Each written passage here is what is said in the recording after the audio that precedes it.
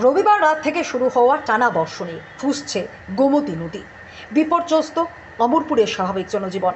টানা 3 দিনের অনবরত বৃষ্টিপাতের ফলে গোমতী নদীর জল বিপদসীমার কাছাকাছি দিয়ে প্রবাহিত হচ্ছে। মঙ্গলবার সকালে তেমন বৃষ্টিপাত না হলেও দুপুরের পর থেকে পুনরায় অঝরে বর্ষণ শুরু হয়েছে।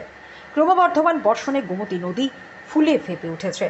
ইতিমধ্যে গোমতীর অববাহিকা সহ নিম্নাঞ্চল সমূহ প্লাবিত হয়ে গেছে। মঙ্গলবার দুপুরের পর থেকে গোমতী নদীর জল সমতল এলাকায় প্রবেশ করতে শুরু করেছে। বীরগঞ্জ, রাঙামাটি, বামপুর, কামারিয়াখলা সহ গোমতী অববাহিকার নিম্নাঞ্চল সমূহ ইতিমধ্যেই প্লাবিত হয়ে গেছে। উল্লেখিত অঞ্চলের প্রচুর কৃষি জমি, পুকুর জলের তলায় তলিয়ে গেছে।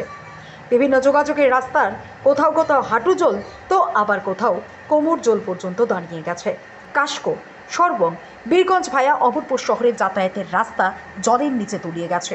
যোগাযোগ বিচ্ছিন্ন হয়ে আছে সরবং, কালীবাজার, কাস্কো সহ বিস্তীর্ণ এলাকার গ্রামাঞ্চলে। এখন ঢুকতে আছে না কমতে আছে? ঢুকতে আছে কেন?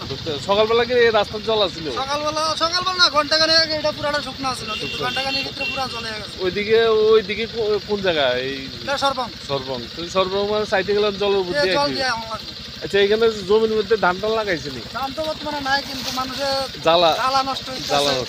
আর পুকুর ভাঙছে, যেমন আমরা পুকুর ভাঙছে, দুইখানে পুকুর পুরা জল। তোমার নাম কিটা? বিপ্লব দাস।